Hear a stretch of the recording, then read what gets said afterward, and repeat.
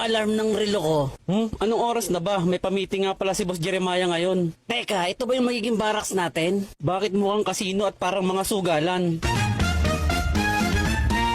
Magandang umaga sa inyong lahat. Welcome nga pala dito sa inyong magiging barracks. Teka lang, Sir Jeremiah. Paano naman yung baklang katulad ko? Dapat nakabukod ako ng kwarto. Pektusan ko utak mo, gusto mo? Isa ka pang intindihin. At para naman doon sa mga walang Android phone at gustong magsugal, meron tayo ditong scatter machine. Kaya yung matatakaw mag-scatter dyan, magpa-cash in lang kayo sa akin. At para doon naman sa hindi yung nagsusugal, pwede din kayo mag-videoke dito. Basta siguraduhin nyo lang na magaganda boses ninyo. At doon sa mga pangit ang boses, 20 pesos ang isang kanta. Grabe, ang mahal naman, Boss Jeremiah.